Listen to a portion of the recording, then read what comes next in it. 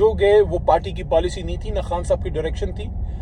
तो वो जिसने किया गलत किया, और हम ये कहते हैं कि भाई जिससे गलती हो गई है, कोई नुकसान हुआ है, उसको सज़ा ज़रूर मिले कानून के मुताबिक, आइन के मुताबिक। उस पर भी मेरा एक मौक़िफ़ है कि कानून के मुताबिक, आइन के मुताबिक सज़ा तो मिले, लेकिन अगर रियासती इदारे उसमें हमदर्दी का, सब्र का, दरगुजर से काम लें, क्योंकि ये हमारे ही मुल्क के बच्चे हैं जिनसे गलती हुई है, और माँ माफ़ भी करती है, माँ तनबीह भी करती है, हो गई ना तनबीह, हो गई तनबीह, और माफ़ भी करती है। ये हमारे ही बच्चे हैं, इन्होंने ही आगे बढ़ के पाकिस्तान जिंदाबाद और पाक फौज जिंदाबाद और रियासत पाकिस्तान जिंदाबाद और पाकिस्तान की अवाम जिंदाबाद, सारा काम इन्होंने ही करना है। अब इनको भी मौका मिले, लेकिन अगर मौका नहीं भी देना तो सज़ा सिर्फ उनको मिले जिनसे गलती हुई।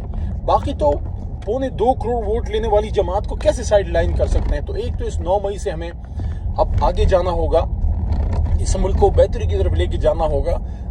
और वो आदमी जिसने इस मुल्क के नौजवानों को पाकिस्तान की मोहब्बत में इकट्ठा किया, सारे मुंतशिर थे, सारे कोई सियासत में किसी की इंटरेस्ट नहीं थी, उनको पाकिस्तान की मोहब्बत में इस प्लेटफॉर्म पे लेके आए कि आप आओ इस मुल्क को ठीक करने में अपना किरदार अदा करो। तो एक तो यह है कि जो इमरान खान साहब के साथ हो रहा है ये बिल्कुल कतई नामुनासिब है, और वो इस वक्त जिन केसेस का सामना कर रहे हैं वो वैसे ही पाकिस्तान की भी उससे बदनामी हो रही है कि पाकिस्तान का साबिक वज़ीर आज़म जनाब किस केस में पेश किया जा रहा है कि जनाब उसने कुछ सीक्रेट आउट कर, और क्या सीक्रेट उसने बेचारे ने आउट करना है? वो पहले ही डीक्लासिफाई हो चुका हुआ है, और उन्होंने तो कोई ऐसी सीक्रेट तहरीर भी किसी को पढ़ के नहीं दिखाई, बल्कि जो कैबिनेट के मेंबर्स थे उन तक को जो है वो साइफर नहीं दिखाया गया, सिर्फ उसके मंदरजात का खुलासा था जब इसको डीक्लासिफाई कर रहे थे। तो जो साइफर डीक्लासिफाई हो चुका है तो उस पर क्या केस जो है वो बनना, बल्कि असल तो चीज़ ये थी कि ये चीज़ सामने आए कि भाई कोई बैरूनी ताकत कैसे हमें डिक्टेशन या डायरेक्शन दे सकती है। किसी की क्या जरूरत है कि जनाब इसको हटाओ तो ये हो जाएगा, उसको हटाओ तो वो हो जाएगा, फलाना इमरान खान साहब अगर हट जाते हैं तो हम आपको माफ़ कर देंगे, और अगर नहीं हटेंगे तो आपको कंसिक्वेंसेस या आपको सख्त मामलात का सामना करना पड़ेगा। देखें ये चीज़ें जो हैं ये किसी भी गैरतमंद कौम के गैरत के ख़िलाफ़ है, तो ये चीज़ें नहीं होनी चाहिए। मेरे ख्याल में इस तरह के केसेस, इन बूदे केसेस से कुछ नहीं निकलना, और इस तरीके से किसी को -1 या साइड लाइन भी नहीं किया जा सकता। तमाम पॉलिटिकल लीडरशिप को बैठना चाहिए, मिलना चाहिए, और इन मसाइल का हल निकालना चाहिए, इलेक्शन की तरफ मुल्क को ले जाना चाहिए। मैं अमूमी बात करता हूँ कि चाहे किसी भी जमात का वर्कर हो, मैं तो चूँकि पॉलिटिकल वर्कर हूँ, सबसे रब्ता रहता है। तो जो नून का वर्कर है, जो पीपल पार्टी का वर्कर है, अपने मुल्क में भी, अपने इलाके में भी देखा, मुल्क में भी हर शहर में जाके देखा, और तहरीक इंसाफ का वर्कर है, सब के सब महब वतन पाकिस्तानी हैं। सिर्फ पॉलिसी का इख्तिलाफ हो सकता है, किसी को मियाँ नवाज शरीफ पसंद है, किसी को जो है भुट्टो साहब की वजह से वो पीपल पार्टी में बिलावल साहब या जरदारी साहब के पीछे खड़ा है, और ज़ाहिर है majority of youth Imran Khan साहब के साथ है पाकिस्तान की मोहब्बत में।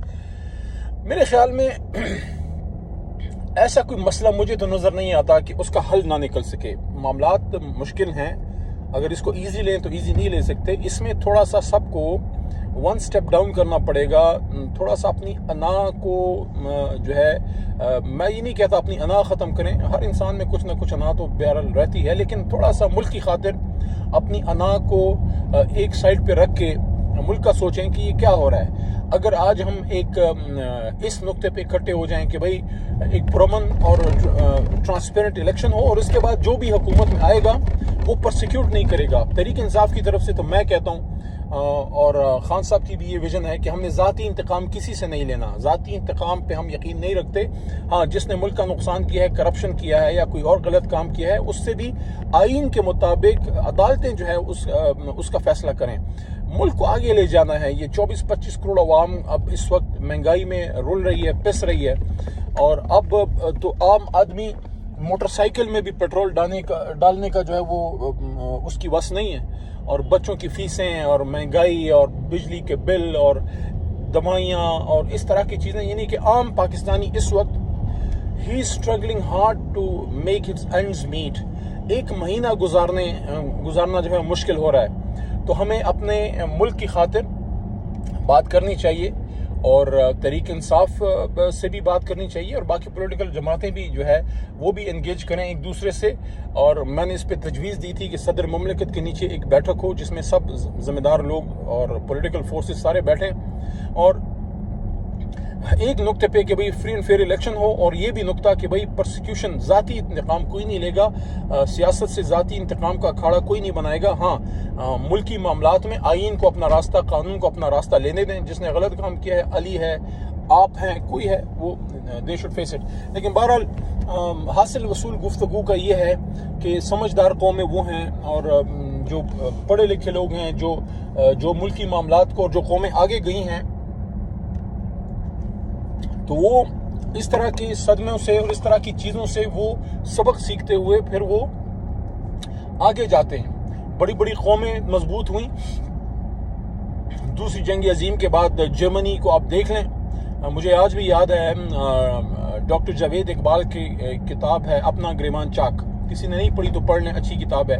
अलामा साहब के बेटे हैं जावेद इकबाल साहब, और हमारे सेनेटर वलीद इकबाल साहब के वालिद खुद ये बड़े पाए के लिखारी भी थे और बड़े जज रहे हैं। तो वो अपना एक वाक़या बताते हैं कि वो जर्मनी गए थे पढ़ने, तो वहाँ रात को हथौड़ों के पढ़ने की आवाज़ें आती थी, सारी रात आवाज़ें आ रही है। तो उन्होंने सुबह पूछा कि भाई आप लोग सोते नहीं हैं? तो उनको बताया गया कि जनाब हमारा मुल्क दूसरी जंग अजीम में तबाह हुआ है, हम सोएंगे, आराम भी करेंगे, लेकिन हम काम करते हैं ताकि अपने मुल्क को खड़ा कर सकें। जर्मनी आज देखें किधर है, खड़ा हो गया पैरों पे, बड़ी मईशत है, यूरोप का माशी जो है इंजन है ये। और दूसरी तरफ आप जापान को देख लें कहाँ पहुँच गया। हमारे साथ ही जो है चाइना 1 साल बाद आज़ाद हुआ, वो देखें वो कहाँ पहुँच गया।